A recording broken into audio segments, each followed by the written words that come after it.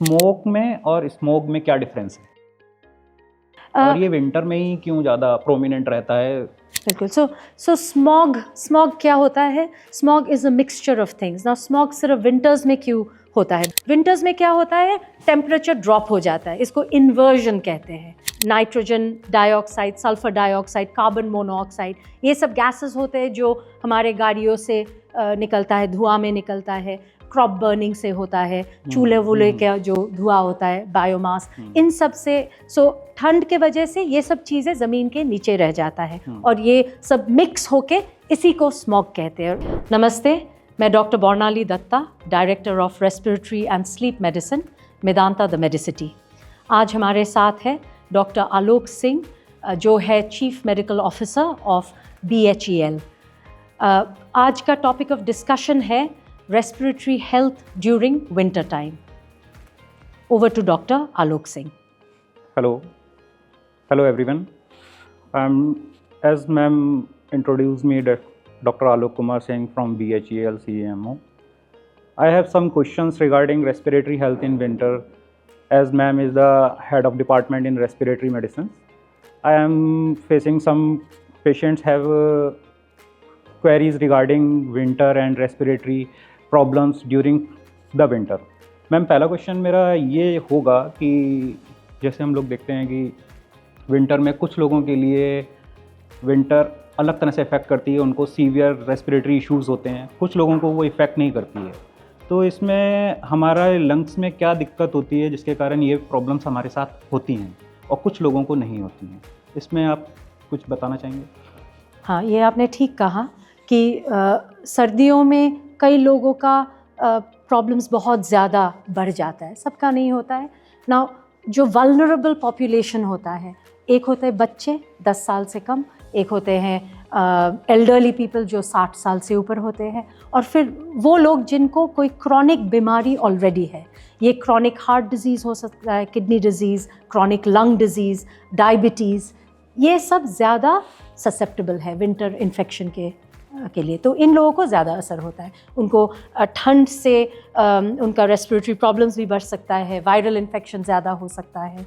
तो इसीलिए winter time में कई लोगों को ज़्यादा असर होता है विंटर्स का। Okay ma'am, I have a question regarding this. काफ़ी पेशेंट्स आते हैं जो इन प्रॉब्लम्स के साथ डील कर रहे होते हैं और उनके कुछ डॉक्टर्स या पल्मोलॉजिस्ट या रेस्पिरेटरी मेडिसिन के डॉक्टर्स एडवाइस करते हैं कि आप कुछ वैक्सीन्स के शॉट ले लीजिए। ये किस तरह से इफ़ेक्ट करते हैं पेशेंट्स को, जो एल्डरली पीपल्स हैं या फिर जो बच्चे हैं या वर्किंग एज में आते हैं 25 से 50 तक के बीच में, इनको किस तरह से ये चीज़ें इफ़ेक्ट करती हैं? ठीक है, that's a very good question. Now winter time में लोग आके अक्सर ये पूछते हैं कि हम प्रिकॉशंस क्या लें, इतना इन्फेक्शन हो रहा है, ये हो रहा है, हम क्या करें? तो सबसे ज़्यादा जो इम्पॉर्टेंट प्रिकॉशन होता है from the medical point of view, वो होता है वैक्सीनेशन। तो विंटर से पहले एक जो मस्ट वैक्सीनेशन है वो होता है इन्फ्लुएंज़ा। इन्फ्लुएंज़ा एक वायरल इलनेस होता है और विंटर्स में हर एक को होगा ही। ये जैसे हमने कोविड के टाइम पैंडेमिक देखा था, इन्फ्लुएंज़ा का 100 साल पहले पैंडेमिक हुआ है, बट इन्फ्लुएंज़ा वायरस हर एक मतलब कम्युनिटी में है और सर्दियों में वो बढ़ जाता है। तो सर्दियों से पहले वैक्सीन लेने से आप अपने आप को प्रोटेक्ट कर सकते हैं। तो ये किसके लिए रेकमेंडेड है? अगेन, जैसे हमने डिस्कस किया, जो वल्नरेबल है, less than 10 years, more than 60 years, even 50 to 60 years, जिनको कोई भी क्रॉनिक डिजीज़ है, इन सब को इन्फ्लुएंज़ा वैक्सीन हर साल लेना ज़रूरी है। टिपिकली ये सर्दियों से पहले लिया जाता है, सो अराउंड अक्टूबर और early November, and it protects in the winter months. So December, January, February, ये मंथ्स जो होते हैं, ये प्रोटेक्शन मिलता है। नाउ हर साल क्यों लेना पड़ता है ये? क्योंकि हर साल वायरसेस, जैसे हमें पता है, ये बदलता रहता है, they keep changing the strain. ये हम we are all familiar after the pandemic, हर वायरस ऐसे करता है कि स्ट्रेन बदलता है। साइंटिस्ट ये प्रेडिक्ट करते हैं कि ये अपकमिंग जो विंटर आने वाला है उसमें कौन से स्ट्रेन्स प्रिडोमिनेंट होंगे, उस हिसाब से वैक्सीन बनाया जाता है। So in the pre winter vaccine लेंगे तो वो विंटर मंथ्स के लिए प्रोटेक्टेड रहेंगे, तो हर साल ये लेना पड़ता है। So this is the most important one. Second is pneumonia vaccine. ये भी कॉमनली यूज़ किया जाता है। Again, pneumonia vaccine is not annual, ये 5 साल में एक बार। Same risk groups greater than 60 या greater than 50 with chronic illnesses, तो ये एडल्ट वैक्सीनेशन में रेगुलर है। कोविड के time of course all adults receive 2 vaccines, जो 2 shots of the vaccine. Now west correct, हाँ, एंड कोवैक्सीन, तो 2 तब शॉट्स मिला था। अब वेस्ट में Covid is part of the adult immunization schedule. हमारे यहाँ पे we have not, after that nobody has received Covid vaccine. And then there is one zoster vaccine which is also recommended for vulnerable people. Yes ma'am. Ma'am जैसे अभी आपने बोला कि हम लोग निमोनिया की वैक्सीन देते हैं, निमोनिया के वैक्सीन में हमारे पास 3 वैक्सीन अवेलेबल रहती हैं मार्केट में, जैसे Pneumovax 13, 20 and 23। Most of the patient are worried about हमें कौन सी लेनी चाहिए, तो वी रिकमेंड कि आप 13 पहले ले लीजिए, आफ्टर 8 वीक्स गैप आप 23 ले लीजिए। लेकिन some of the respiratory medicine doctor advice कि आप 20 लीजिए। What is the difference between the 20 and 23? Right. That's a very good question because see, pharmacology it keeps changing. So Prevnar 13, ये इसका मतलब है 13 strains of pneumococcus. Pneumococcus is the bacteria, कीटाणु जिससे pneumonia होता है। तो 13 strains Prevnar 13 होता है। ये ज़्यादा बच्चों वाले strains को कवर करता है। Pneumovax 23 is more relevant for adult strains. तो पहले जैसे आपने राइटली कहा कि पहले 13 देते थे, फिर उसके बाद 23, ताकि सारे स्ट्रेन्स कवर हो जाए। But now what they have done is they have brought Prevnar 20 and they claim that जो 20 कॉमनेस्ट स्ट्रेन्स है एडल्ट्स के लिए वो कवर होता है, most common ones exactly in the environment that we have to worry about. तो वो एक ले लिया तो हमें ना 13 ना 23 लेना है, just go only for Prevnar 20। Ma'am जैसे अभी आपने एक चीज़ बताई थी कि हम लोग वैक्सीन लेते हैं, तो ये एक प्रिवेंटिव मेडिसिन है उन लोगों के लिए जो वर्नेबल हैं। करेक्ट। हमें कुछ ऐसा बताइए जो नॉन वर्नेबल पीपल्स हैं, उनके लिए डे टू डे लाइफ उनकी और day to day activities hinder ना हो, अपना वर्क करते रहें और वो इन चीज़ों के ट्रैप में ना आए कि वो वर्नेबल हो जाएं किसी चीज़ों के लिए, तो हमें क्या प्रिकॉशंस लेने चाहिए? बिल्कुल, आई थिंक ये सबसे ज़्यादा रेलेवेंट क्वेश्चन है हमारे लिए as doctors as well as patients जो विंटर टाइम में आते हैं। तो यंग वर्किंग पीपल, नाउ जो 2 मेन थ्रेट्स है विंटर टाइम में, वन इज़ वायरल इन्फेक्शन, ये हमें ये this is the world over, but the second threat जो अनफॉर्चुनेटली लास्ट 10 साल में बहुत ज़्यादा बढ़ गया है, दैट इज़ पोल्यूशन से बहुत ज़्यादा नुकसान कर रहे हैं। नाउ हम सबको क्या रेकमेंड करते हैं, एक है कि आपको ये जो सुबह और शाम को ये जो पोल्यूशन, जो स्मॉग होता है, जो ठंड के वजह से एकदम लो रहता है और उसमें जितने पार्टिकुलेट मैटर, जिस PM 2.5 से हमें एयर क्वालिटी इंडेक्स पता चलता है, तो जब ठंड होता है और स्मॉग होती है वो एकदम ज़मीन के पास होता है एंड वी इनहेल इट, और फिर वो इनहेल करके लंग्स के अंदर जाता है। Now we know that lungs के थ्रू, ब्लड वेसल में, नसों के थ्रू वो हार्ट तक भी पहुंच जाता है, ब्रेन तक भी पहुंच जाता है। सो ये बहुत डेंजरस है। So either we avoid the air at that time. So outdoor atmosphere जो है सुबह और शाम ना निकले। दिन में जब धूप होगी, जब हवा साफ दिखाई देगा, आपका AQI ऐप भी आप यूज़ कर सकते हो कि उसमें क्या है, only then you step out. Either way wear a N95 mask, I think ये बहुत ज़रूरी है। हाँ, N95 मास्क ही हमें प्रोटेक्ट कर सकता है। फिर ऑफ कोर्स इंडोर पोल्यूशन, वो तो वी आर ऑल अवेयर, हम कंट्रोल कर सकते हैं कम से कम। एयर प्यूरीफायर का यूज़ कर सकते हैं, अवॉइड कर सकते हैं ऐसे टाइम पे बाहर जाना जहाँ पर हमारा विजिबिलिटी कम हो। बिल्कुल ठीक कहा मैम। जैसे अभी आपने एक वर्ड यूज़ किया, smoke. We are from medical field, we are totally aware about the what is smoke, but we are talking there for general public. They smoke में और स्मोक में क्या डिफरेंस है? राइट। और ये विंटर में ही क्यों ज़्यादा प्रोमिनेंट रहता है पब्लिक को?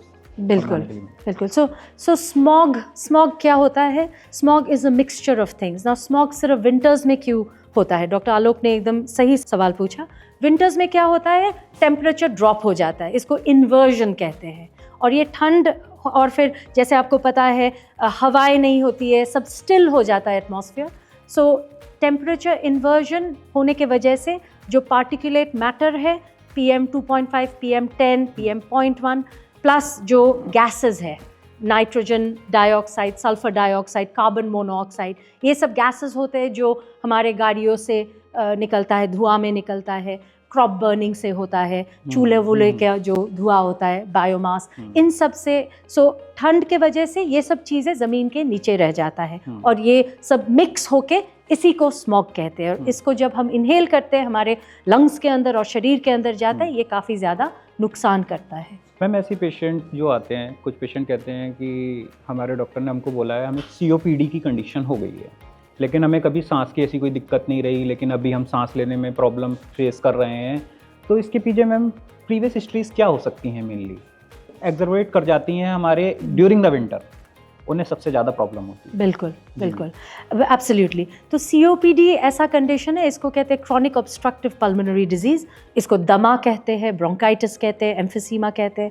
बट इसका जो क्लासिकल वजह है वो है स्मोकिंग, टोबैको स्मोकिंग। और समटाइम्स जो हमारे विलेजेस में जैसे चूल्हे पे खाना पकाना, जो धुआं होता है, ये कॉमन कॉज होता है। आजकल प्रॉब्लम क्या हुआ है, जिसने कभी स्मोक नहीं किया, चूल्हा नहीं यूज़ किया, उनको भी ये दिक्कत हो रहा है, क्योंकि हमारा पोल्यूशन इतना ज़्यादा है कि वो स्मोकिंग के बराबर हो गया है।